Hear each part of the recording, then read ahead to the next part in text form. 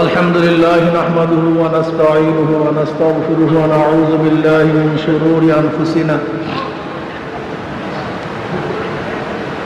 মান ইয়াহদিল্লাহু ফালা মুদিল্লা লাহু ওয়া মান ইউদ্লিলহু ফালা হাদিয়া লাহু ওয়া নাশহাদু আন লা ইলাহা ইল্লাল্লাহু ওয়াহদাহু লা শারীকা লাহু ونشهد أن محمدا عبده ورسوله أما بعد فأعوذ بالله من الشيطان الرجيم بسم الله الرحمن الرحيم يا أيها الذين آمنوا صلوا عليه وسلموا تسليما اللهم صل على سيدنا وحبيبنا مولانا محمد صلى الله عليه وعلى آله وأصحابه وبارك وسلم اللهم صل على سيدنا ونبينا وحبيبنا مولانا محمد صلى الله عليه وعلى آله وأصحابه وبارك وسلم اللهم صل على سيدنا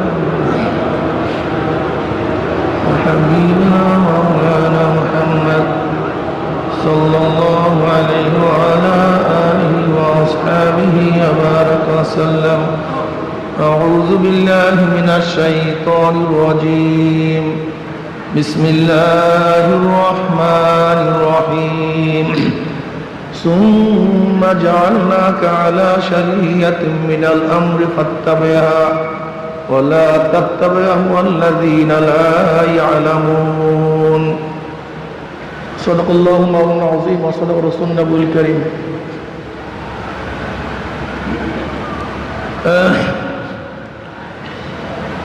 আল্লাহ পাকের বান্দা জনাব মুহাম্মদ রাসূলুল্লাহ সাল্লাল্লাহু আলাইহি ওয়াসাল্লাম উম্মতগণ, আল্লাহ পাক রব্বুল আলামিন আপনাকে আমাকে দুনিয়ার সমস্ত ফিতনা ফাসাদ থেকে পরিত্রাণ দিয়ে কোরআন ও হাদিসের মজলিস, আলেম ওলামা, মুমিন মুত্তাকিন, জাকিরিন শাকিরিনদের গুরুত্বপূর্ণ এক দামি মজলিসে আসার, বসার, বলা, শোনার তৌফিক আল্লাহ পাক দান করছেন। শুকরিয়া তার সবাই বলে আলহামদুলিল্লাহ।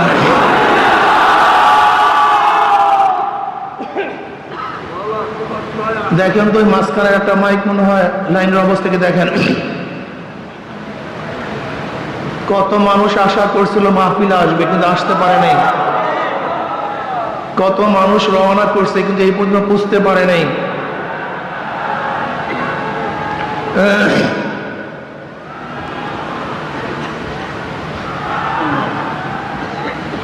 কত মানুষ এখানে আসছিল কিন্তু আমরা জানাজা দিয়ে তাদেরকে চিরতরে বিদায় দিয়ে দিছি।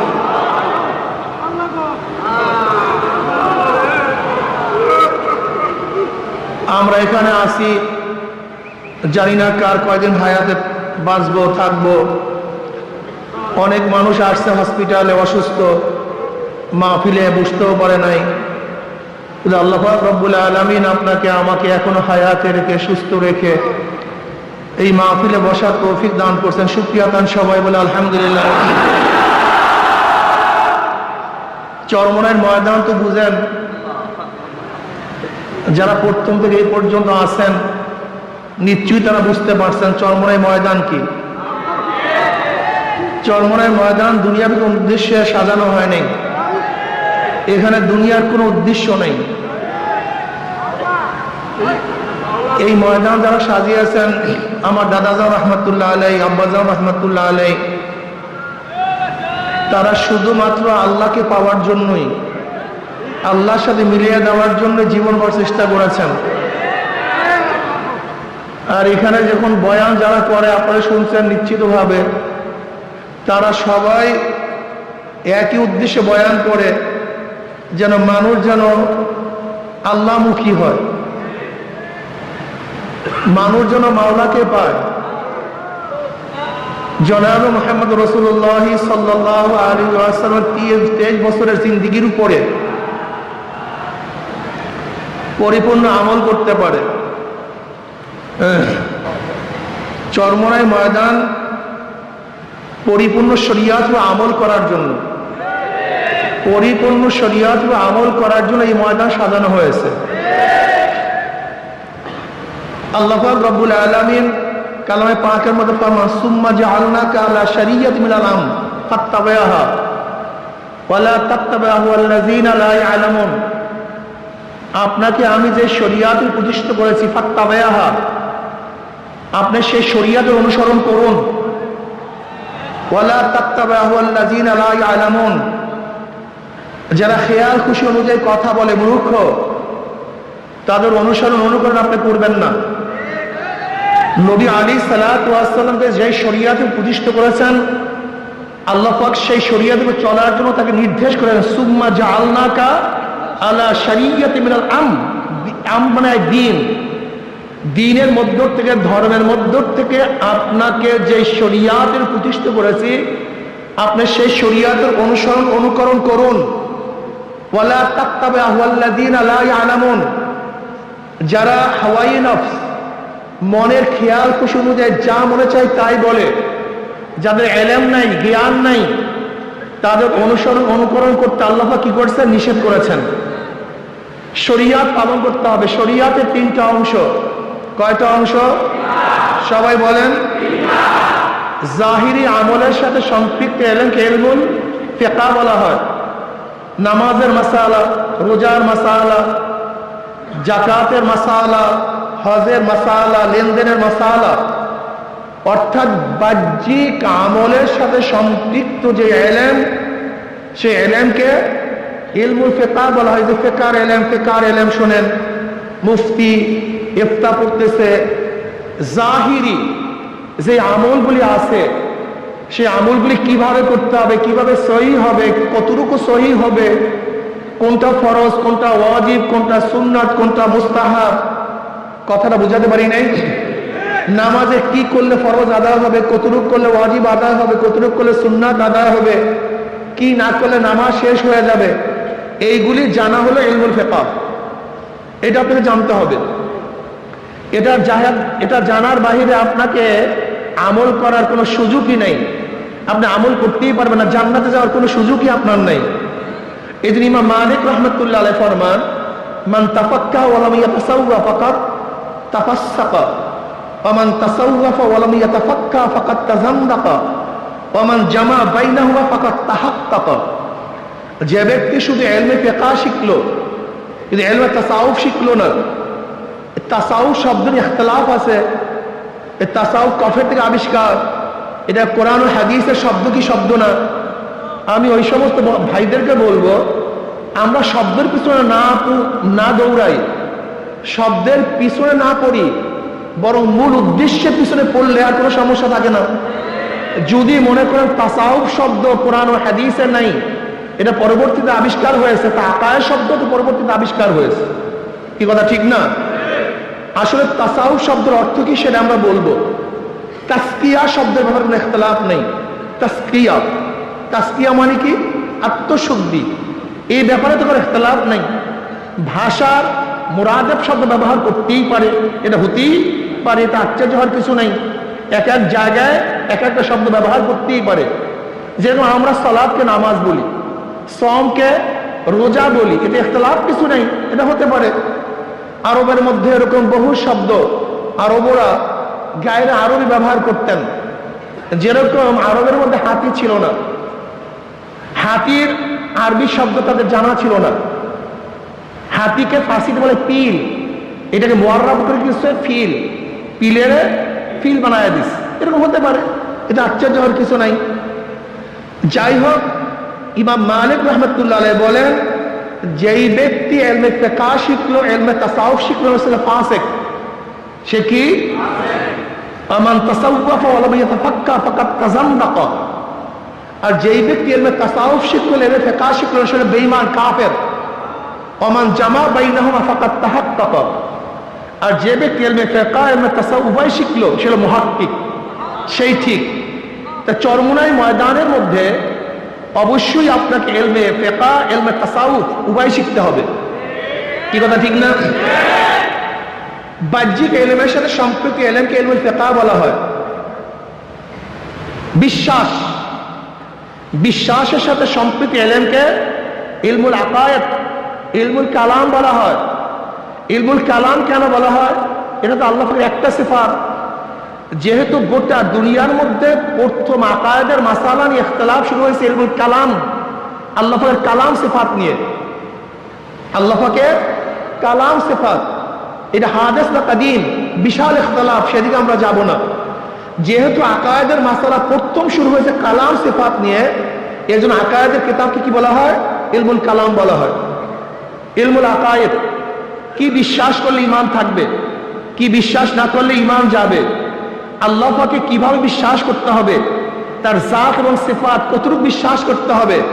যদি কেউ আল্লাহকে বিশ্বাস করে, আল্লাহ পাকের সিফাতকে বিশ্বাস না করে, সে আর মুমিন থাকবে না। যেমন ধরে নেন, আল্লাহকে বিশ্বাস করে ইয়াহুদিরাও, আল্লাহকে বিশ্বাস করে খ্রিস্টানরাও, আল্লাহকে বিশ্বাস করে হিন্দুরাও, আল্লাহকে বিশ্বাস করে মুসলমানরাও। আল্লাহকে বিশ্বাস করার ব্যাপারে কোনো ইখতিলাফ নাই, এদের কার মধ্যে ইখতিলাফ নাই, মতনৈক্য নাই, সবাই মানে আল্লাহ আছে। কি কথা ঠিক না? কিন্তু পার্থক্যটা কোন জায়গায়? যেমন আল্লাহ পাকের এক সিফাত হলো তিনি একক, তৌহিদ, এটা তার একটা সিফাত, মূল সিফাত।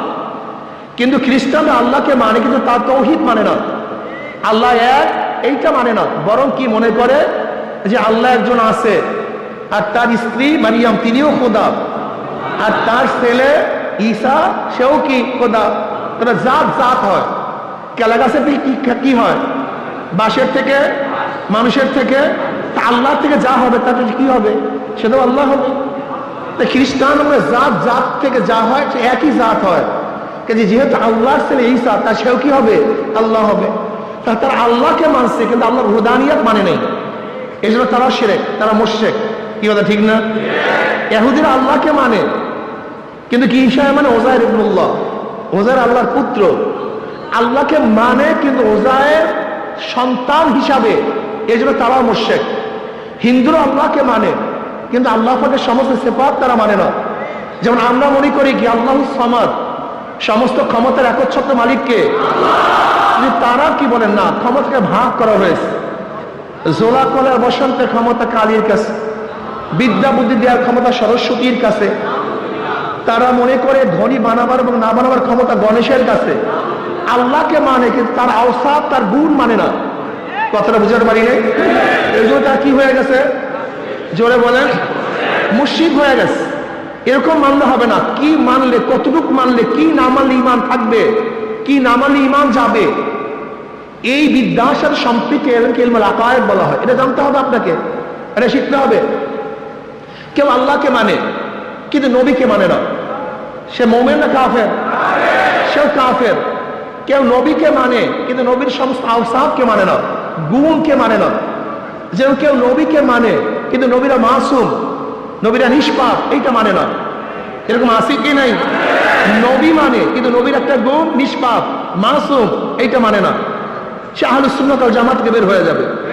কেউ নবীকে মানে, নিষ্পাপও মানে, কিন্তু শেষ নবী মানে না। কি নবী মানে না? তারা নবীকে মানে, নবী নিষ্পাপ, এই সিফাত, এই গুণও মানে, কিন্তু কোন গুণটা মানে না? শেষ নবীর গুণ মানে না। তারাও বেঈমান, তারা কাফের হয়ে যাবে। কথাটা বুঝাতে পারিনি, খুব ভালো মতো বুঝবেন। কেউ কোরআন মানে কিন্তু কোরআনের মধ্যে তাহরিফ হয়েছে, পরিবর্তন হয়ে গেছে, বিবর্তন হয়ে গেছে, এর মধ্যে সব কোরআন নাই, এরকম যদি কেউ মানে, এরকম কোরআন মানলে হবে না, সেও কাফের হয়ে যাবে। যেমন শিয়ারা কোরআন মানে কিন্তু তাহরিফের সাথে, তারা মনে করে কোরআনের মধ্যে কিছু পরিবর্তন হয়েছে। কথাটা বুঝাতে পারি নাই? এর জন্য আপনাকে অবশ্যই বুঝতে হবে কি মানলে, কি না মানলে, কতটুকু মানলে, কতটুকু না মানলে ঈমান যাবে, ঈমান থাকবে, এটা জানার দরকার আছে কি নাই? কেউ আল্লাহকে মানে কিন্তু আল্লাহর সিফাতকে কোন ওলির মধ্যে মানে, উলুহিয়াত, হুজ্জাতুল বালাগার মধ্যে শাহ ওলিউল্লাহ মুহাম্মদ রাহমাতুল্লাহ আলাইহি এই উলুহিয়াতের ব্যাপারে বিশাল আলোচনা করছেন। আল্লাহকেও মানে, কিন্তু তারা মনে করে কোনো অলির কাছে আল্লাহ পাক তার কিছু গুণ ভাগ করে দিয়ে দেয়। যেমন অলিরা ইচ্ছা করলে কাউকে হেদায়েত দিতে পারে, অলিরা ইচ্ছা করলে কাউকে জান্নাত থেকে নাজাত দিতে পারে, অলিরা ইচ্ছা করলে কাউকে জাহান্নাম থেকে বাঁচাতে পারে। এই যে বিশ্বাস, এই আকীদা যদি কার মধ্যে থাকে, এই উলুহিয়াত খোদাই গুণ আল্লাহর বাহিরে কার মধ্যে আছে, এরকম বিশ্বাস করলো ইমানটা আস্তে লিক হয়ে বের হয়ে যায়, ইমান আর থাকে না। কথাটা বুঝাতে পারি না? এর জন্য ইলমুল আকায়েদ সম্পর্কে আমাদেরকে জানতে হবে। আল্লাহ পাকের আওসাফ এবং জাত উভয় সম্পর্কে মানতে হবে। কেউ আল্লাহকে মানছে, কিন্তু নবী আলাইহিস সালাত আনিত বিধানকে মানে না, আনিত বিধানকে মানে না। কারবার শেষ। শুধু নবীকে মানলে হবে না, নবীর আনিত বিধানকে মানতে হবে। এটা আল্লাহ প্রদত্ত। এই জন্য আনোয়ার শাহ কাশ্মীর আহমদ কি বলছেন, ইমান কি? আল্লাহর বিশ্বাস থেকে নবী আলাইহিস সালাত ওয়াল আনিত সমস্ত জিনিসকে মানার নাম ইমান। কেউ নবী আলাইহিস সালাম হাদিসকে অস্বীকার করছে, সুন্নাতকে অস্বীকার করছে, তোমার ইমান বের হয়ে গেছে, তোমার ইমান ঠিক নেই। এর জন্য আকায়েদ সম্পর্কে আমাদের অবশ্যই জানতে হবে। কথা ঠিক আছে না? এটা কিসের অংশ? ছাতার অংশ, শরিয়াতের অংশ। আকায়েদ এটা কিসের অংশ? শরিয়াতের অংশ। আর একটা হলো বাতিনি আমলের সাথে সম্পৃক্ত। কিসের আমলের সাথে? রিয়া কি, কেবের কি, হুব্বে জাত, হুব্বে মাল, লোভ, হেরেস, তমা, এইগুলির থেকে বাঁচার জন্য আপনাকে অবশ্যই শিখতে হবে, জানতে হবে, মানতে হবে। এইটা ফরজ। কিন্তু অবস্থাটা কি হলো, আমরা এই কলবি রোগের ব্যাপারে কোনো আলোচনাও করি না, করতেও চাই না, মজাও লাগে না। অথচ এইটাও ফরজ। এইটাও কি? জোরে বলেন। এইটাও ফরজ, উপায় নেই, কোনো আমল কাজে লাগবে না। হাদিসে জিবরাইলের মধ্যে হযরত নবী আলাইহিস সালাতু ওয়াস সালামকে যে শিক্ষা দেওয়া হয়েছে, সেই শিক্ষাই আমাদের মূল তরিকার শিক্ষা, এই ময়দানের শিক্ষা। وعن عمر بن الخطاب رضي الله تعالى قال بينما نحن عند رسول الله صلى الله عليه وسلم ذات يوم, আমরা নবী আলাইহিস সালাতু ওয়াস সালামের কাছে বসা একদিন, হঠাৎ এক ব্যক্তি আসছে। এক ব্যক্তি আমাদের কাছে আসছে, যার চুল ধবধবে সাদা, যার পোশাক একেবারে সুন্দর ফুরফুরে সাদা পোশাক, যার মধ্যে সফরের কোনো আসর নাই, চিহ্ন নাই। লা ইয়ারহুন আহাদুন, আমাদের মধ্যে কাউকে কেউ চিনিও না। হাত্তা জালাসিলা নবী সাল্লাল্লাহু আলাইহি ওয়াসাল্লাম ফাসনাদ রুকবাতি লিরুকবাতাইহি ওয়া ওয়াদা কাফাই আলা ফাকিজাইহি ওয়া ক্বালা ইয়া মুহাম্মদ আকবিরনি আনিল ইসলাম। তিনি সরাসরি আসছেন, আসিয়া নবী আলাইহিস সালাতু ওয়া সাল্লাম বসছেন, দুই হাঁটুর সাথে হাঁটু মিলায়া। ফাসনাদ রুকবাতাই ইলা রুকবাতি ওয়া ওয়াদা কাফাই আলা ফাকিজাইহি, এবং জনাব মুহাম্মদ রাসূলুল্লাহ সাল্লাল্লাহু আলাইহি ওয়াসাল্লামের রানের উপর, উরুর উপরে হাত রাখছেন। অতঃপর ওয়াদা কাফাই আলা ফাকিজাইহি, নিজের হাত নিজের উরুর উপরে রাখছেন এবং হাঁটু হাঁটুর সাথে মিলায়া বসছেন, নামাজের কায়দা আত্তাতুর সূরাতে। দেখেন ইলমে তাসাউফ পন্থীরা সাধারণত এইভাবে বসা বিশ্বাস করে, অনেক সময় বসে আদবের সাথে। দেখবেন এই আদব কিন্তু অনেকের মধ্যেই নাই। কি কথা ঠিক না? চরমোনায় তরিকাটা কি? আদব শিক্ষা দেওয়ার জায়গা, এখানে আদব শিখতে হবে। আদব সবচেয়ে দামি। জিবরিল আলাইহিস সালাতু ওয়াস সালাম কেন আসছেন? লা তারফা আসওয়াতাকুম ফাওকা সাওতিন নবী, নবী আলাইহিস সালাতু ওয়াস সালামের আওয়াজের উপরে তোমাদের আওয়াজ যেন না বাড়ে, উচ্চ না হয়। সাহাবাদের কেমন আদব ছিল? কথা বলাই বন্ধ করে দিয়েছে, কেউ কথাই বলেন না, জরুরি কথা বলতেন না। আর তোমরা তো খালি চিল্লাইতেই থাকো, এই আওয়াজ বন্ধ করেন, আওয়াজ বন্ধ করেন, আওয়াজ বন্ধ করেন, কিন্তু আপনারা চিল্লাইতেই থাকেন। এটা আদবের খেলাফ। কিন্তু সাহাবাদের আদব কি ছিল? আল্লাহ পাক যখন বলছে খবরদার নবীর আওয়াজের উপর তোমার আওয়াজ উচ্চ না হয়, সাহাবার কথা বলা বন্ধ করে দিয়েছেন। জরুরি মাসালাও জিজ্ঞাসা করেন না। কি মুসিবত! এরপরে জিবরিল আলাইহিস সালাতু ওয়াস সালামকে আল্লাহ পাক পাঠাইলেন, কিভাবে কথা বলতে হবে, কিভাবে জিজ্ঞাসা করতে হবে, প্রয়োজনে মাসালা কিভাবে জিজ্ঞাসা করতে হবে, এটা শিক্ষা দেওয়ার জন্য নবী আলাইহিস সালাতু ওয়াস সালামের কাছে জিবরিল আলাইহিস সালাতু আসছেন, আদবের সাথে বসছেন। এবার বলতেছেন, মুহাম্মদ আখবিরনি আনিল ইসলাম, ইসলাম কি জিনিস আমাকে বলো। নবী আলাইহিস সালাতু ওয়াস সালাম, আনতা শাহাদা লা ইলাহা ইল্লাল্লাহ ওয়া আন্না মুহাম্মাদুর রাসূলুল্লাহ ওয়া তুকিমুস সালাত ওয়া তুতিজ যাকাত ওয়া তাসুমু রমাযান ওয়া তাহুজ্জাল বাইতা মান ইসতাতা ইলাইহি সাবিলা ক্বালা সাদাকতা ফাআজাবনা লাহু ইয়াসআলু ওয়া ইউসাদ্দিকুহু। নবী আলাইহিস সালাত ওয়াস জবাব দিলেন যে আল্লাহকে এই সাক্ষী দেওয়া, নামাজ কায়েম করা, যাকাত আদায় করা, রমজান মাসে রোজা রাখা এবং যা সাধ্য আছে মান ইসতাতা ইলাইহি সাবিলা সে কি করবে? হজ করবে। ক্বালা সাদাকতা, আপনি সত্য কথা বলছেন।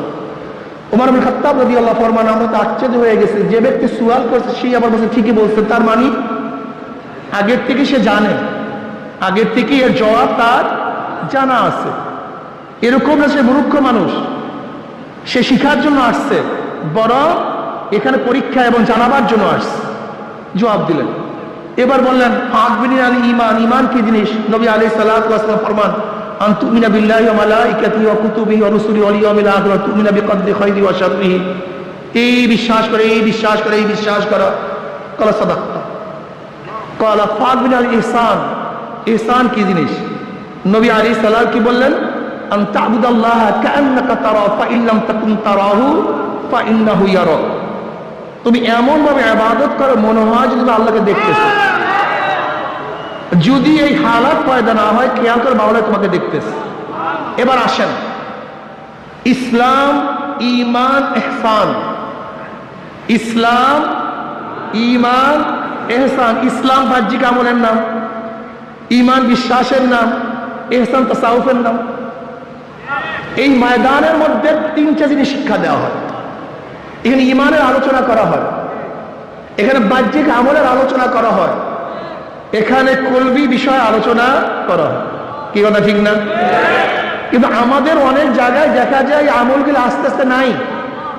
আপনাকে অবশ্যই বলে রাখতে হবে, যারা এখানে আসেন আমার কথা শুনতেছেন, প্রত্যেকে একটা কথা মাথার মধ্যে রাখতে হবে। আপনার সাবজেক্ট 10টা, খবরটা এক সাবজেক্ট হবে ঝুঁকিয়া পড়িয়েন না, অন্য সাবজেক্টে ফেল করিয়েন না। আল্লাহ না করে আপনি এক সাবজেক্টে 100 মার্কস পাইছেন, কিন্তু অন্য সাবজেক্ট যদি ফেল করেন, আপনি পাস না ফেল? আমি দেখছি আমাদের সব প্রবলেমের মূল প্রবলেম এখানে, সমস্ত সমস্যার মূল সমস্যা এখানে। যে যেই বিষয়ে ধরছি সেই বিষয় নিয়ে আসি, অন্য বিষয় মনেই নাই। এইটাই মূল সমস্যা, আমাদের মূল সমস্যা এখানে। যারা তাসকিয়া নিয়ে আসি তারা তাসকিয়ার কথা বলি, জিহাদের কথা বলি না। যারা জিহাদ নিয়ে আসি তারা তাসকিয়ার আলোচনা করি না। যারা তাসকিয়া তাসাউফ নিয়ে আসি তারা ইলমের কথা বলি না। যারা ইলমের কথা বলি তারা দাওয়াতের কথা বলি না। যারা দাওয়াতের কথা বলি তারা জিকিরের কথা বলি না। এই সবই সমস্যা। যারা ইসলাম হুকুমাতের কথা বলি, রাষ্ট্রের মধ্যে নিজের মধ্যে ইসলাম হুকুমাত কায়েম করতে হবে, এটা মনেই ভুলিয়া গেছি। মূল সমস্যা। আপনি ইসলাম হুকুমাত কায়েম করবেন, কিসের ইসলাম হুকুমাত কায়েম করবেন? কোথায় করবেন ইসলাম হুকুমাত? কিসের জন্য করবেন ইসলাম হুকুমাত? ইসলাম হুকুমাতের উদ্দেশ্যটা কি? কারণ ইসলাম হুকুমাত করবেন? ইসলামী হুকুমাত করার মূল উদ্দেশ্য ইনফাজে শরিয়া, শরিয়াতকে প্রতিষ্ঠা করা, শরিয়াতকে নাফেজ করা, শরিয়াতের আইনকে জারি করা। যদি শরিয়াতের আইনকে জারি করার জন্য আপনি ইসলাম হুকুমাত চান, আপনার মধ্যে আপনি ইসলাম হুকুমাত কায়েম করেন না কেন? এই প্রশ্নের জবাব দেন, সামনে বাড়েন। তারপরে সবই জজবা, সবই জজবা। ওই এক সাবজেক্ট মাথার মধ্যে এমন ঢুকছে, অন্য সাবজেক্ট মাথা থেকে বের হয়ে গেছে। এই ব্যক্তির খেয়ালই নাই আজকে যে সাবজেক্ট পরীক্ষা, আগামীকাল আর একটা সাবজেক্ট পরীক্ষা হবে, এই খেয়ালই নাই। কিন্তু চরমনে ময়দানে যারা আসছেন, খবরদার, ইসলামের মধ্যে যতগুলো বিষয় আছে, মা আতাকুমুর রাসূলু ফাকুযুহু ওয়া মা নাহাকুম আনহু ফান্তাহু। মা লফজ আম, উমুমিয়াতের জন্য আসছে। নবী আলাইহিস সালাতু 23 বছরের জিন্দেগি যাহা কিছু নিয়ে আসছেন, ফাকুযুহু, ধরে বসো। যাহা থেকে নিষেধ করছেন, ফান্তাহু, ছেড়ে দাও। চরমনে ময়দানে যারা আসবেন, কোন এক বিষয় না, মাথা ঠিক করবেন, চেহারা ঠিক হবে না, চেহারা ঠিক করবেন, পোশাক ঠিক হয় না, পোশাক ঠিক হবে, নামাজ ঠিক হবে না, নামাজ ঠিক হবে, রোজা ঠিক হবে না, রোজা ঠিক হবে, পর্দা ঠিক হবে না, পর্দা ঠিক হবে, মুআমালা ঠিক হবে না। এরকম মুজাহিদ চরমনায় চাই না। মুজাহিদ আছে, নামাজ পড়ে, ওয়াদা খেলাফ করে না। আপনি চরমনে মুজাহিদ হতে পারেন নাই। আপনি চরমনে মুজাহিদ, আপনি মিথ্যা কথা বলেন, আপনি ঠিক মতো মুজাহিদ হতে পারেন নাই। আমার তো এবার বয়ানই করতে মনে চায় নাই। গত অগ্রহণে বলেছিলাম কেউ জায়গা রাখবে না, কিন্তু এরপরও জায়গা রাখছেন। এটা বেয়াদবি, আপনি আদমের খেলাফ করছেন। আমি মনে করি হেদায়েত বয়ানের কাছে না, এটা আমার আকীদা, আমার বিশ্বাস। হেদায়েত কে? হেদায়েতের মালিক আল্লাহ।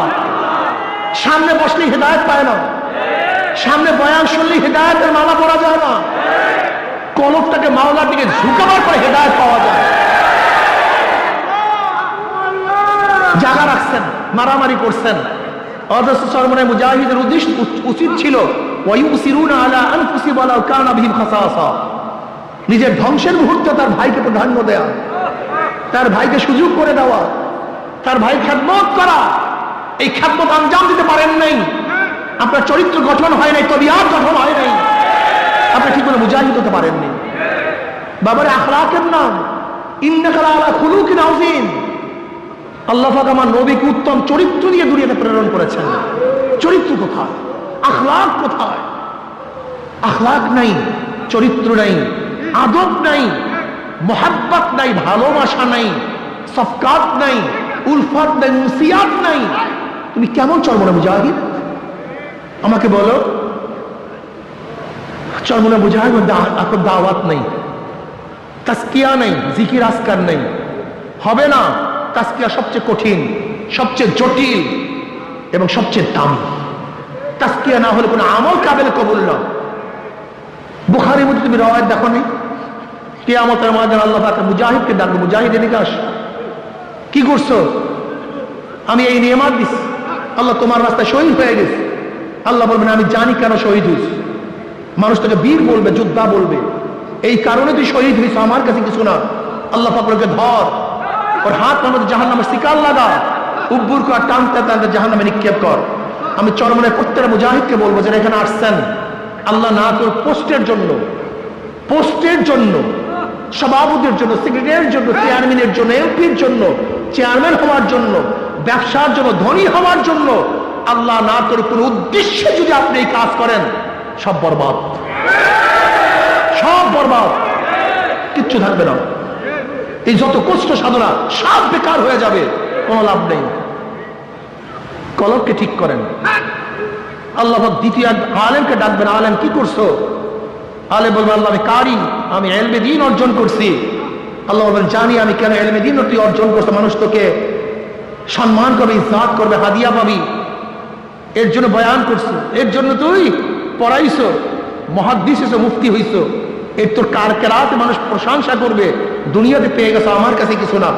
আল্লাহ বলবে ধর, ওর হাত তোর জাহান্নামের শিকার লাগা, উপর কর, টানতে টানতে জাহান্নামে নিক্ষেপ কর। আল্লাহ তৃতীয় এক ব্যক্তিকে ডাকবেন যে দানশীল, দানবীর। কি করছো আমার জন্য?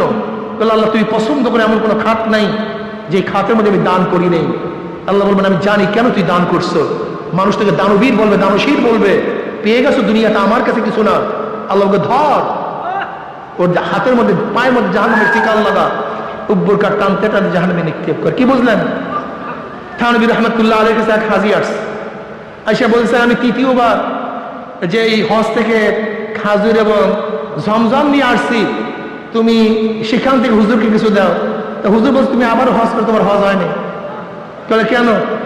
তুমি যে তৃতীয়বার হজ করে আসছো, আমি তোমাকে জানতে চাইছি তুমি তৃতীয়বার হজ করছো। তুমি তৃতীয়বার হজ করছো, আমি জানতে চাইছি তৃতীয়বার হজের থেকে। তার মানে তুমি শুনেইতে আসো যে আমি 3বার হজ করছি। খুবই মারাত্মক। বিশ্বাস করবেন না, হজে যাই, প্লেনের মধ্যে যাই, সবাই হাজি, নামাজ পড়ে না, নামাজ পড়ে না। বিশ্বাস করবেন না। আমি চিন্তা করলাম এরা কেন কেন হজে আসছে? নামাজ হলো ফরজ, সবচেয়ে দামি এক ইবাদত। সেই দামি ইবাদত বাদ দিয়া কোনো নামাজ পড়তেছে না, এরা কেন হজে আসছে? ওমরা করতে যায়, তুমি নফল ওমরা করতে যাও, তোমার যাও এবং আসার মধ্যে কতগুলি নামাজ কাজা হয়েছে দেখো তো। তোমাকে ওমরা করতে বলছে কে? তুমি কেন ওমরা করতে গেছো? তুমি ওমরা করতে যাও না, তুমি ভ্রমণ করতে গেছো। তুমি যদি মাওলার জন্য ওমরা করতে যাও, তো সেই মাওলার জন্য নামাজ তরক করলো কিভাবে? এই প্রশ্নের জবাব দাও।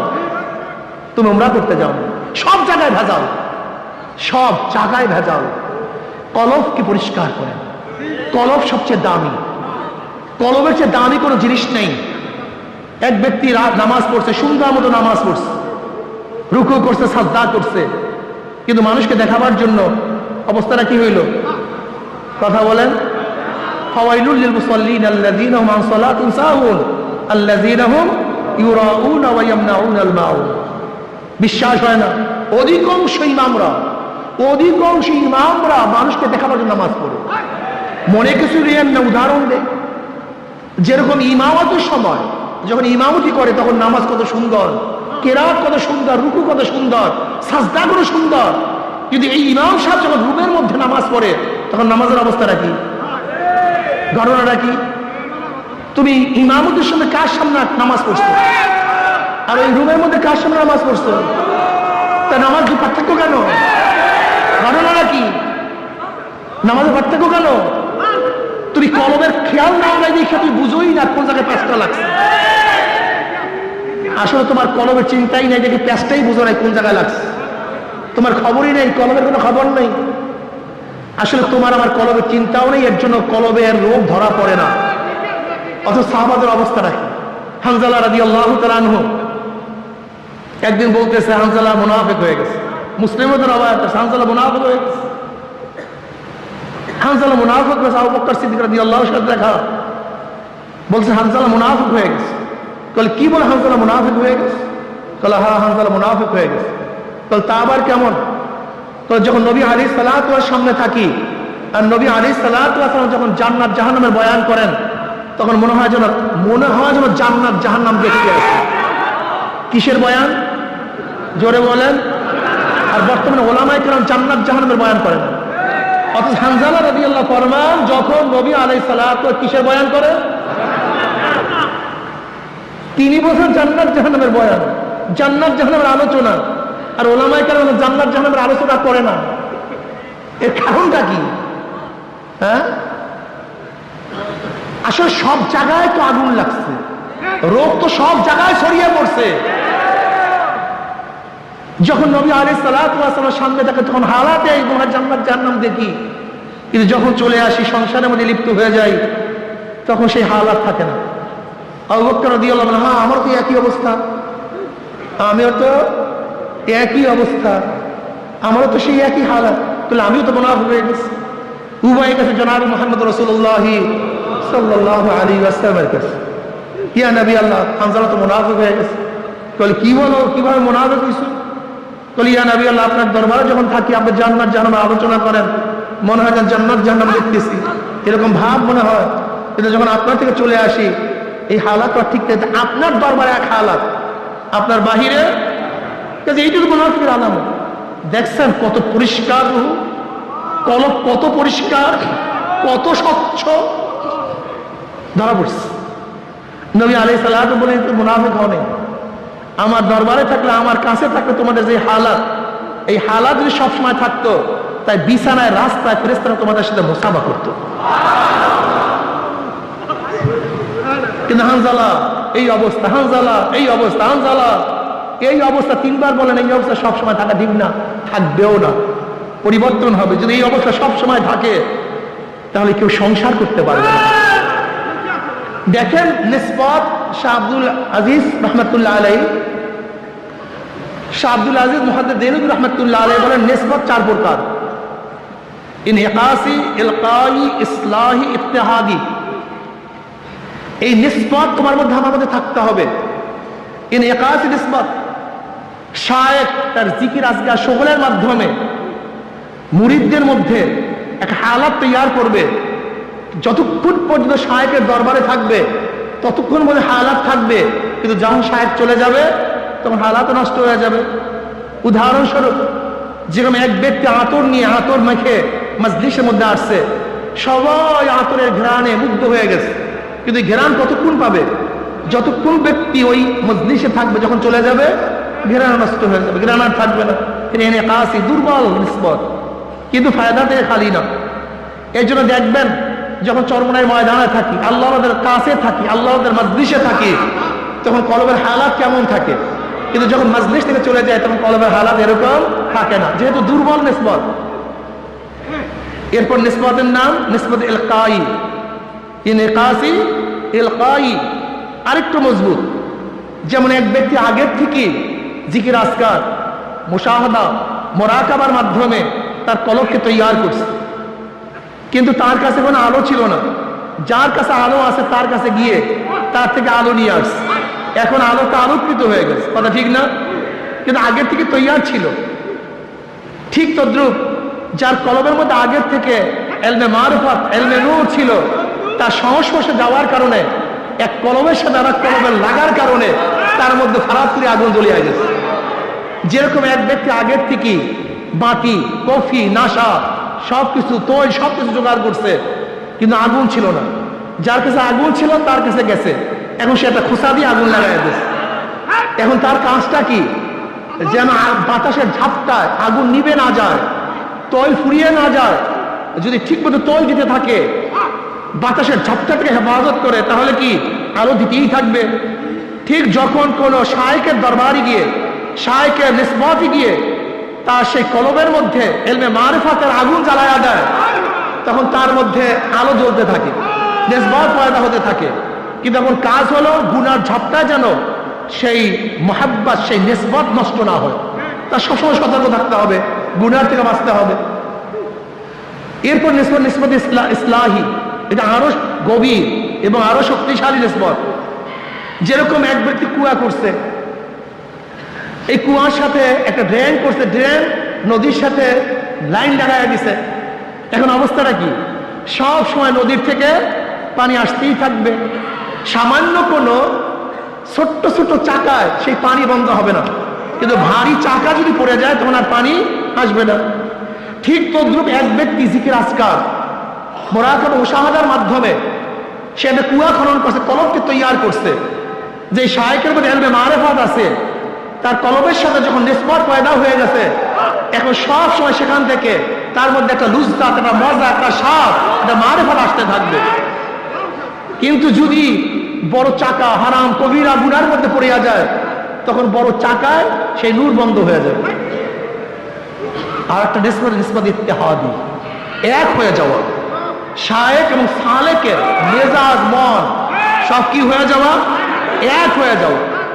যেরকম আবু বকর সিদ্দিক রাদিয়াল্লাহু তাআলা আনহু এবং নবী আলাইহিস সালাতুর মধ্যে নিসবত ছিল নিসবত ইত্তেহাদ।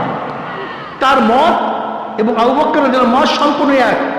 যেরকম বদরের ময়দানে যারা বন্দী হয়েছে তাদের ব্যাপারে কি ফয়সালা হবে, এক এক সাহাবী এক এক মত দিছে, কিন্তু জনাব মুহাম্মদ রাসূলুল্লাহ সাল্লাল্লাহু আলাইহি ওয়াসাল্লাম যে মত ছিল, আবু বকর রাদিয়াল্লাহু মত হুবহু এক, কিন্তু এক জায়গায় ছিলেন না। হুদায়বিয়া সন্ধির সময় সমস্ত সাহাবারা একমত পেশ করছে, কিন্তু আবু বকর সিদ্দিক রাদিয়াল্লাহু ভিন্ন খিবার মধ্যে ছিলেন, কিন্তু তাও তিনিও সোলার কথা বলছেন। নবী আলাইহিস সালাতু ওয়াস সালাম কি কথা বলছেন? সোলার কথা বলছেন। নিসবত ইত্তেহাদি এক। শাহ ওয়ালিউল্লাহ মুহাদ্দিস দিলবি রাহমাতুল্লাহ আলাইহি নিসবত ইত্তেহাদির একটা বয়ান করছেন, যে অনেকেই বুঝবেন না, খাস করে যারা আহলে জাহের, এই বসেন, যারা আহলে জাহের, তারা এই নিসবত বোঝা খুবই কঠিন, খুবই কঠিন, এটা বোঝা খুবই কঠিন। তিনি শাহ আহমদ সেরহেন রহমতুল্লাহ আলাই, যিনি মুজাদ্দিদ আল ফিসান রহমতুল্লাহ আলাই, মুজাদ্দিদ আল ফিসান রহমতুল্লাহ নাম আহমদ সেরহেন, যা শায়েখ করে বাকি বিল্লাহ রহমতুল্লাহ আলাই। এই বাকি বিল্লাহ রহমতুল্লাহ আলাই এক শাগরেদ ছিল, নাম ভাই তানম বাকি বিল্লাহ। হযরত বাকি বিল্লাহ রহমতুল্লাহ আলাই তার দরবারে একবার মেহমান আসছে, কিন্তু তার কাছে এরকম কোনো জিনিস ছিল না তাদেরকে মেহমানদারি করাবেন। খুব ব্যস্ত হয়ে গেছেন, কিভাবে মেহমানদারি করাবেন। এর মধ্যে নান ভাই তার শাগরেদ হযরতের চেহারা দেখে বুঝতে পারছেন যে হযরত খুব পেরেশান অবস্থায় আছে। নান ভাই টুকি ভরিয়া রুটি, হালুয়া, ভাজি, যা কিছু প্রয়োজন সব কিছু ভরপুর নিয়ে আসছে। নান ভাই যখন মেহমানদারি করালেন, হুজুর খুবই খুশি হয়েছে। খুশি হওয়ার পরে বলতেছেন, তুমি আমার কাছে কি চাও? তাহলে হুজুর আপনার মতো হইতেছে, তাহলে অন্য কিছু চাও? বললেন না হুজুর আপনার মতো হইতে চাই। বললেন না অন্য কিছু চাও? বললেন না হুজুর আপনার মতো হইতে চাই। বলে সহ্য করতে পারবো না। বললেন না হুজুর আপনার মতো হইতে চাই। এরবার হযরত তাকে রুমের মধ্যে নিয়ে তাওয়াজ্জু দিয়েছেন। তাওয়াজ্জু দেওয়ার পর অবস্থাটা কি হয়েছে, নান ভাই এবং বাকিবুল্লাহ রহমতুল্লাহ আলাইহি একই সাথে হুজরাত থেকে বের হয়েছে, প্রায় চেহারা সমান হয়ে গেছে। কিন্তু পার্থক্যটা কি ছিল, নান ভাই হুশে ছিল না আর বাকিবুল্লাহ রহমত হুশে ছিলেন। এইটার তাহকিক করছেন ফাআখাযানি ফাগাত্তানি ফাআরসালানি হাত্তা বালাগা বিন্নিল জুহদু। কেন ধরছেন, কেন চাপ দিয়েছেন? ফাআরসালানি আমাকে ছেড়ে দিয়েছেন। নবী আলাইহিস সালাতু ওয়া সালাম জিবরাইল আলাইহিস সালাতু ওয়া সালাম ধরছেন, চাপ দিয়েছেন, বলেন ইকরা। কল মা না বিকারিয়ান, আমি তো পড়তে পারি না। ফাআখাযানি ফাগাত্তানি হাত্তা বালাগা মিন্নিল জুহদু, আমার মধ্যে মানে কষ্ট উসিয়া গেছে, জন্মে ঢুকছে। এরপরে আর কষ্ট সহ্য করার মতো ক্ষমতা আমার মধ্যে ছিল না। ফাআরসালানি আমাকে ছেড়ে দিয়েছেন। এবার বলেন ইকরা। আমি বললাম মা না বিকারিয়ান, আমি তো পড়তে পারি না। আবারও ধরছেন, আবারও চাপ দিয়েছেন, বলেন ইকরা। তাহলে আমি তো পড়তে পারি না। আবারও ধরছেন, আবারও চাপ দিয়েছেন, বলে আমি তো পড়তে পারি না। তিনবার চাপ দেওয়ার পরে ইকরা বিসমি রাব্বিকাল্লাযী খালাক পড়া শুরু করছেন। এই যে চাপ দিয়েছেন, এটার নাম কি তাওয়াজ্জু। এইটার নাম কি? তা তিনবার দিলেন কেন? যদি জিবরাইল আলাইহিস সালাতু ওয়াস সালাম একই সাথে তাওয়াজ্জু দিতেন, তাহলে হয়তো বা হিতে বিপরীত হতে পারত। এই যে আস্তে আস্তে আস্তে আস্তে তরবিয়া দিয়েছেন। ঠিক যার মধ্যে লোড দেওয়ার ক্ষমতা নাই, একসাথে যদি তাকে লোড দেওয়া হয়, যেমন এক ব্যক্তির আগে 24টা 25টা 30টা ইট টানতে পারে, কিন্তু নতুন কোনো ব্যক্তির উপরে যদি এরকম ইট চাপিয়ে দেওয়া হয়, অবস্থাটা কি হবে? কিন্তু অভ্যাস যদি করে, কথা বলেন না কেন? এই অনেকেই মনে করেন যে অনেকের মধ্যে হালাত হয়, আমার মধ্যে কেন হালাত হয় না, সাহাবাদের মধ্যে কেন হালাত হয় না, নবী আলাইহিস সালাতু হালাত হয় না। আসলে সবাই ভুল করতেছেন। হালাত হয় না এটা কে বলছে আপনাকে? আপনার তো আসলে খবরই নাই। যখন ফাতরাতে ওহী হয়েছে, ওহী বন্ধ হয়ে গেছে, নবী আলাইহিস কি করছেন? বারবার পাহাড়ে উঠছেন, বারবার নিজেকে হালাক করার জন্য চেষ্টা করছেন। যখন হালাক করবেন, জিবরিল কি বলছেন? খবরদার, আপনি সত্য নবী, আপনি সত্য নবী। এটা বুখারীর মধ্যে রাওয়ায়াত আছে। হালাত পয়দা হয়নি। নবী আলাইহিস সালাম যখন দুনিয়া থেকে বিদায় হয়ে গেছেন, নবী আলাইহিস সালাম দুনিয়া থেকে বিদায় হয়ে গেছেন, ওমর রাদিয়াল্লাহু হালাত কি ছিল? ওমরের মতো বুঝদার লোক, নবী আলাইহিস সালাম ফরমান বুখারীর মধ্যে রাওয়ায়াত আছে, ওমর বলেও ঠিক বোঝেও ঠিক। ওমর বলেও ঠিক, তা নবী আলাইহিস সালাম বিদায় এটা বোঝেন না তিনি? ঘটনাটা কি? বুখারীর মধ্যে রাওয়ায়াত আছে, ওমর বোঝেও ঠিক বলেও ঠিক। তা নবী আলাইহিস সালাম দুনিয়াতে বিদায় হয়ে গেছেন, নাঙ্গা তলোয়ার নিয়ে ঘুরতেছে। যদি কোনো জায়গায় কেউ কথা বলে, তোমরা কি বলো, নবী কি মৃত্যুবরণ হইতে বলো নাকি? যদি নবী মৃত্যুবরণ করছে এই কথা বলো, তাহলে আমি তাকে কতল করে ফেলবো। নবী মৃত্যুবরণ করেন নাই। কোথায় গেছে? যেটা মূসা আলাইহিস সালাম তুর পাহাড়ে গেছেন, আবার ফিরে আসছেন। নবী আলাইহিস সালাম মাওলা দিদারে গেছেন, আবার ফিরে আসবেন। কে বলছে? যেমন তেমন মানুষ না, ওমরের মতো লোক। আমাকে বলুন, ওমরের মতো লোক যদি নাঙ্গা তলোয়ার নিয়ে ঘুরতে পারে, যে নবী ইন্তেকাল করেন নাই, এমনকি আবু বকর রাদিয়াল্লাহু তাআলা দাঁড়ায় আসছেন, নবী আলাইহিস সালাতু ওয়াস সালামের ইয়ামানি চাদরের মধ্যে ঢাকা ছিল।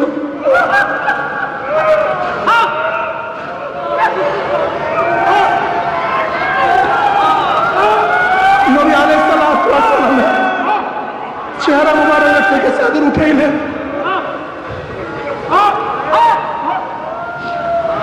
চেহারা মধ্যে চুম্বন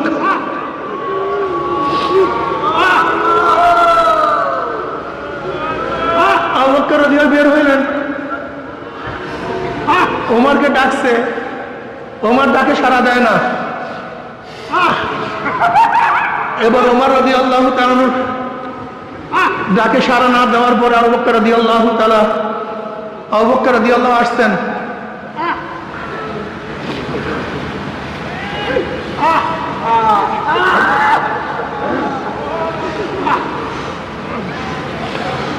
তোমরা যারা মুহাম্মদ সাল্লাল্লাহু আলাইহি ওয়াসাল্লাম ইবাদত করো,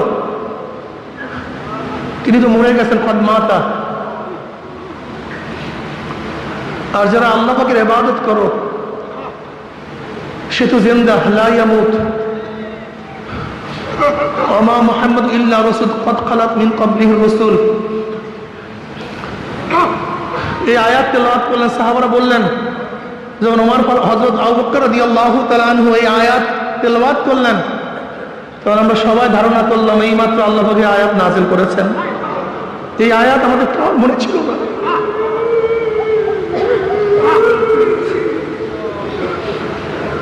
আব্দুল্লাহ ইবনে আব্বাস রাদিয়াল্লাহু আনহু আমাদের কার মনে ছিল না যে এই আয়াত নাযিল হয়েছে। আমরা সবাই ভুলে গেছি।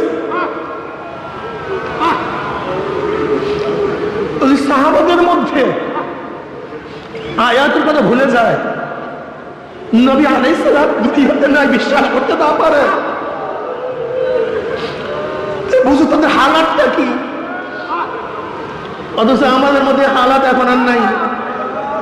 কার মধ্যে হালাত পয়দা হলে আমরা মানতে পারি না।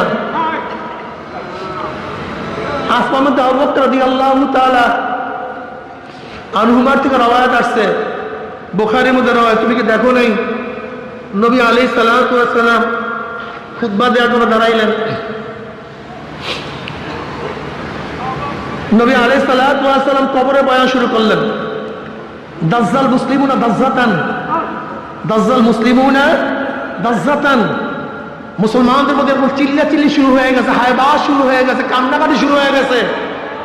নাসাইর মধ্যে রওয়ায়াত আসছে, রাবি বলেন মুসলমানদের চিল্লাচিল্লির কারণে, কান্নাকাটির কারণে নবী আলাইহিস সালাতু কি বয়ান করতেছিলেন আমরা শুনতেছিলাম না। তা সাহাবাদের মধ্যে কি চিল্লাচিল্লি হয় নাই, কান্নাকাটি হয় নাই? এমনকি এমন কান্নাকাটি যে নবী আলাইহিস সালাতু ওয়াস সালাম কি বয়ান করতেছিলেন সেটা আমরা শুনতেছিলাম না।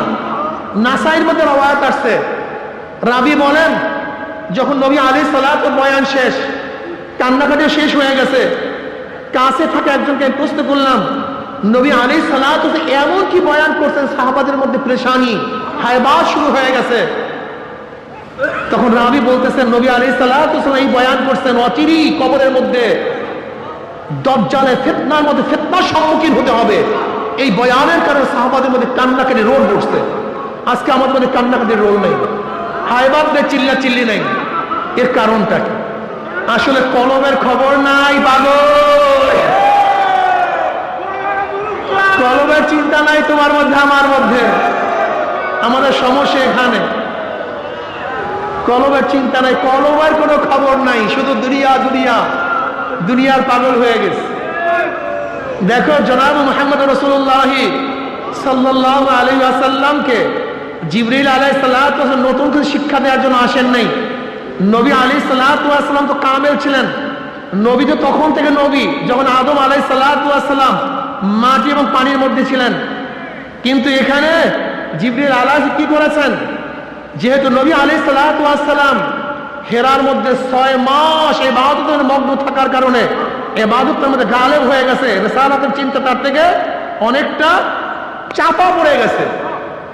এর জন্য জিবরিল আলাইহিস সালাতু ওয়াস সালাম তার উপরে রিসালাতের যে দায়িত্ব আছে সেটা জাগ্রত করার জন্য, সেটা কি করার জন্য? জাগ্রত করার জন্য চাপ মারছেন। যেরকম কোন সুন্দরী ব্যক্তি কোনোদিন আয়না দেখে নাই, কোনোদিন আয়না দেখে না, হঠাৎ যদি আয়না দেখে তাহলে আমি এত সুন্দর, এত আকর্ষণীয় আমার চেহারা, আয়না কি নতুন চেহারা সৃষ্টি করছে না প্রকাশ করছে? জোরে বলেন। চেহারা তো আগের থেকেই ছিল, আয়না তার চেহারাকে প্রকাশ করছে, কথা ঠিক না? ঠিক আমাদের মধ্যে হাজারো গুণ আছে, হাজারো মালাকা আছে। আমি বিশ্বাস করছি আন্নাসু মাআদিনু কামাআদিনিজ যাহাবি ওয়াল ফিদ্দা খিয়ারুন ফিল জাহিলিyyah খিয়ারুন ফিল ইসলাম ইযা ফাকিহু। আমি বিশ্বাস করি এই মানুষগুলি, নবী আলাইহিস সালাতু কি বলেছেন, প্রত্যেকটা মানুষ স্বর্ণ এবং রূপার খনির মতো খনি। আন্নাসু মাআদিনু কামাআদিনিজ যাহাবি ওয়াল ফিদ্দা, এটা প্রত্যেক খনি। হাজারো স্বর্ণের টুকরা আজকে ময়লার মধ্যে, হাজারো স্বর্ণের টুকরা কাদার মধ্যে, হাজারো স্বর্ণের টুকরা আজকে নর্দমার মধ্যে। আমি বিশ্বাস করি আজকে যদি দিনের আলো দিয়ে, দিনের পানি দিয়ে, শরিয়াতের পানি দিয়ে সেই স্বর্ণের টুকরাগুলিকে আবার ধোয়া হয়, আবার চকমক চকমক করতে থাকবে। যে আবরণ পড়ছে কলিমার মধ্যে, এই আবরণটাকে দূর করা যায়। সব স্বর্ণের টুকরো, সব মানি, সব হীরা, সব পান্না, সব কাউসার, সব ইয়াকুত যদি ঠিক মতো কলমটাকে ধৌত করতে পারি, পরিষ্কার করতে পারি, দেখবা তুমি কত সুন্দর, তুমি কত সুন্দর, তুমি আশরাফুল মাখলুকাত, তুমি সমস্ত সৃষ্টির সেরা।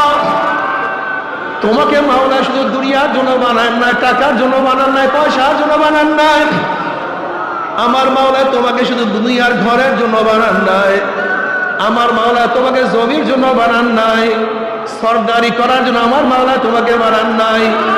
যদি কলবটাকে পরিষ্কার করতে পারো, তোকে দেখতে পারবা আমার মাওলা তোমার মধ্যে তার মোহাব্বত দেওয়ার জন্য সৃষ্টি করেছেন। এই মোহাব্বত অন্য কেউ ধারণ করতে পারে না। আমার মাওলার মোহাব্বত পাথর পাহাড় ওজন করতে পারে না। আমার মাওলার মোহাব্বত আসমান সহ্য করতে পারে না। আমার মাওলার মোহাব্বত জমিন সহ্য করতে পারে না। আমার মাওলার মোহাব্বত পানি সহ্য করতে পারে না। আমার মাওলার ভালোবাসা ফেরেশতা সহ্য করতে পারে না। আমার মাওলার মোহাব্বত একমাত্র মানুষ সহ্য করতে পারে।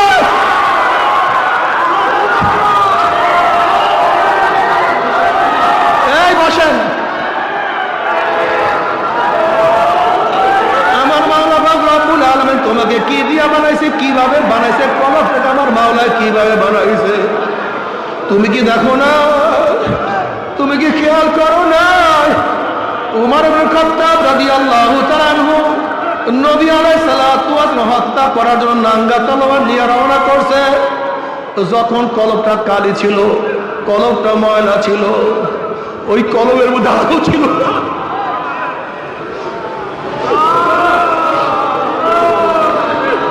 যখন কলবটা নর্দমার ময়লার মধ্যে ছিল, তখন ওই কলম আমার নবী কি ও চিনতে পারে না, আমার নবীর মর্যাদা বুঝতে পারে না।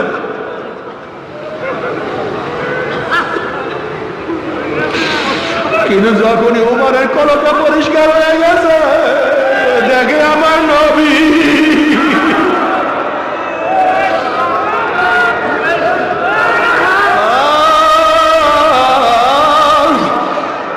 নবী আলাইহিস সালাতু ওয়াস সালাম ফরমান লা ইউমিনু আহাদুকুম হাত্তা আকুনা হাব্বা ইলাইহি মিন ওয়ালিদিহি ওয়া ওয়ালাদিহি ওয়ান নাসি আজমাইন।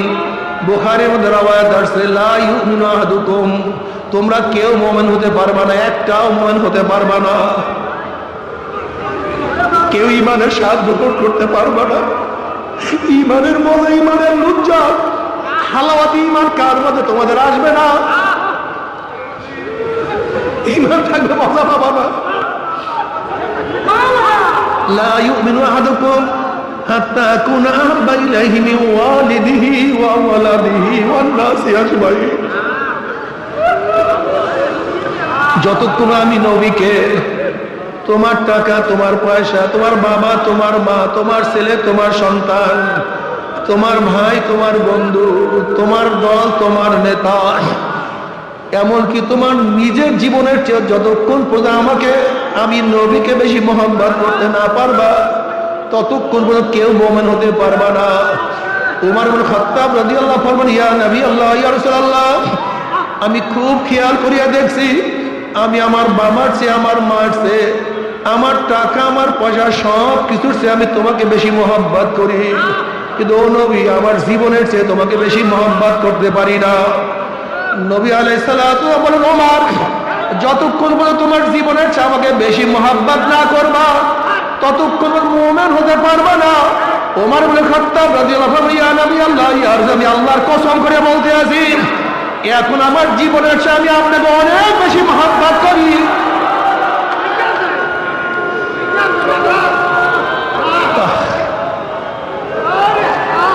তুমি কি দেখো নাই আবু বকর সিদ্দিক রাদিয়াল্লাহু তাআলা আনহুর কাছে প্রশ্ন করে, তোমার কাছে দুনিয়ার মধ্যে সবচেয়ে কি বেশি প্রিয়?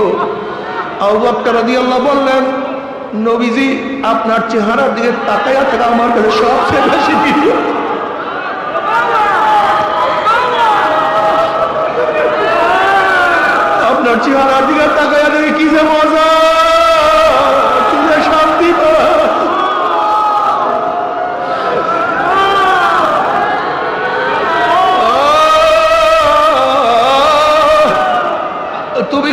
নাই। যখন কলবটা পরিষ্কার হয়ে গেছে, খুবাইব রাদিয়াল্লাহু তাআলার অবস্থাটা কি? খুবাইব রাদিয়াল্লাহু তাআলাকে যখন বন্দী করা অবস্থায় রাখা হয়েছে, হারেসের মেয়ে বলতে আছে, এত উত্তম বন্দী আমি কোনোদিন দেখি নাই।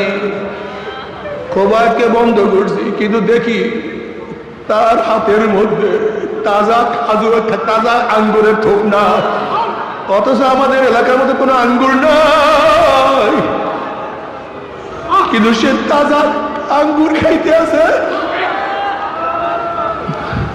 যখন খুবাইব রাদিয়াল্লাহু তাআলাকে শুলে চড়াবার জন্য, হত্যা করার জন্য হারেসের ছেলেরা নিয়ে যায়, খুবাইব রাদিয়াল্লাহু বলছে, আমাকে নামাজ পড়ার সুযোগ দাও।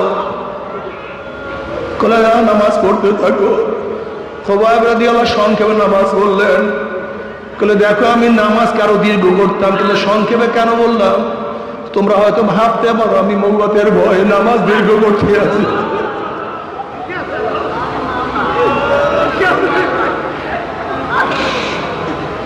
এবার খুবাইব রাদিয়াল্লাহু তাআলার চেহারাটাকে অন্যদিকে ফিরাবার চেষ্টা করতে আছে। তিনি চেহারা বারবার কাবার দিকে ফিরাইতে আছে, কিন্তু কাফেররা তাকে কাবার দিকে চেহারা রাখবে না। তখন তিনি বলেন, ফালাস্তু উবালিহি না উক্তালু মুসলিমান আলা আইয়ি শিরকিন কানা লিল্লাহি মাজরাই ওয়া যালিকা ফি যাতিল ইলাহি ওয়া ইয়াশা ইউবারিক ফি আওসালি শিলবিন মুমাজ্জাই। আমার চেহারা যেই দিকে থাকুক না কেন, আমি একমাত্র মাওলার জন্য শহীদ হইতে আছি। আমার কোনো প্রেশারে নেই, আমার কোনো চিন্তা নেই, আমার কোনো ভাবনা নাই। যেহেতু আমি আল্লাহর রাস্তায় শহীদ হইয়া যাইতে আছি, আমার মাওলা পাক রব্বুল আলামিন আমার প্রত্যেকটা রক্ত কণিকার বিনিময়ে আমার মাওলা আমাকে অনেক বরকত দান করবে, অনেক নিয়ামত দান করবে। কলবটাকে এত সুন্দর বানায় বলাইছে, কখন মাওলার দরবারে যাবে ব্যস্ত।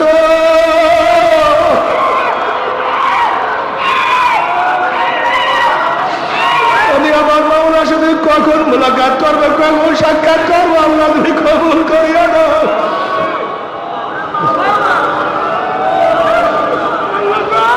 ও আমার যুবক বাবার, আমার মুরব্বী বাবা, আমার পর্দারা মা বোনেরা, যারা চরমুনাই ময়দানে কলবকে ময়লা করে আসছো, কলবটাকে পরিষ্কার করো। দেখবা সব কিছু স্পষ্ট হয়ে গেছে। তুমি আয়নার চেহারা কেন দেখো না? আসলে আয়নার উপরে আবরণ করিয়া গেছে, তুমি আবরণ দূর করিয়া ফেলাও, দেখবা সব কিছু পরিষ্কার। তখন কিছু গোপন থাকবে না। বাবারে, আমাদের চক্ষু আসলে বাহ্যিক চক্ষু অন্ধ হয় নাই। লা তা'মাল আবসার ওয়ালাকিন তা'মাল কুলুবুল্লাতী ফিস সুদূর। আসলে আমাদের বাহ্যিক চক্ষু অন্ধ হয় নাই, কলবের চক্ষুটা অন্ধ হয়ে গেছে। তোমার সামনে এত সুন্দর ফুলের বাগান, তুমি কেন দেখো না ফুলের বাগানের কোনো দোষ নাই? আসলে তোমার চক্ষু অন্ধ হয়ে গেছে। তোমার শুনে এত সুন্দর আওয়াজ, তুমি কেন শুনে আওয়াজের কোনো দোষ নাই? আসলে তোমার কানটা বহেরা হয়ে গেছে। তোমার মুখের মধ্যে এত দামি দামি খাদ্য, তুমি কেন মজা পাও না? খাদ্যের কোনো দোষ নেই, তোমার জবানটা নষ্ট হয়ে গেছে। তোমার সামনে এত সুন্দর ঘেরান, তুমি কেন পাও না? ঘেরানের কোনো ত্রুটি নেই, তোমার নাকটা বন্ধ হয়ে গেছে। তোমার সামনে আমার মাওলার এত কুদরত, আমার মাওলার আসমান, আমার মাওলার জমিন। আল্লাযী খালাকা সাবা সামাওয়াতিন তিবাকা মা তারা ফি খালকির রহমানি মিন তাফাউত ফারজিল বাসারা হাল তারা মিন ফুতুর সুম্মা জিল বাসারা কাররাতাইনি ইয়ানকালিব ইলাইকাল বাসারু খাসিয়ান ওয়া হুয়া হাসির। আমার মাওলার এত কুদরত, আমার মাওলার এত নিদর্শন, তুমি কেন দেখো না?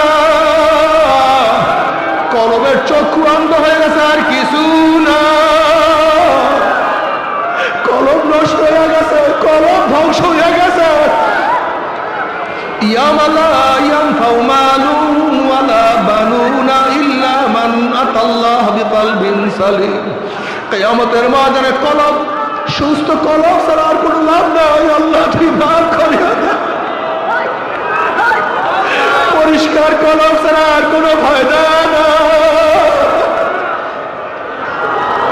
আল্লাহ কলম পরিষ্কার করিয়া দে। বাবারে আল্লাহ,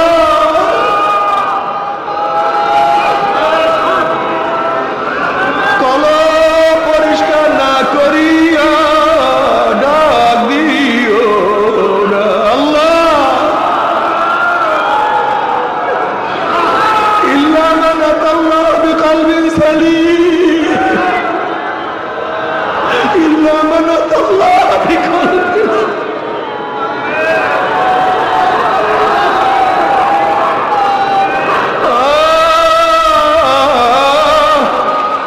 তুমি কি দেখো ওমারের কলব পরিষ্কার হয়ে গেছে? ওমার আওয়াজ দেয় মদিনায়, আওয়াজ পুষিয়া যায় পারস্যের মধ্যে। ওরে বেলাল হাটে জমিনের মধ্যে, পার আওয়াজ আরশের মধ্যে।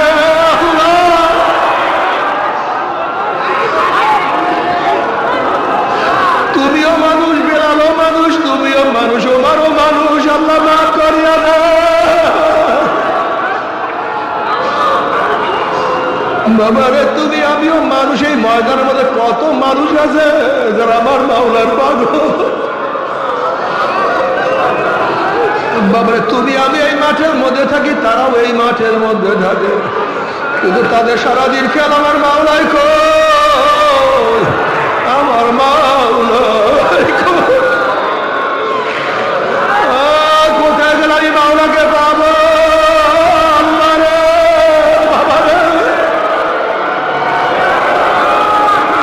তুমি আমিও মানুষ, মঈনুদ্দিন চিশতিও মানুষ, তুমি আমি মানুষ, রশিদ আহমদ গঙ্গিও মানুষ, তুমি আমিও মানুষ, কারি ইব্রাহিম রহমাতুল্লাহ মানুষ, তুমি আমি মানুষ, আল্লাহর কুতুবে সাদ রহমাতুল্লাহ মানুষ।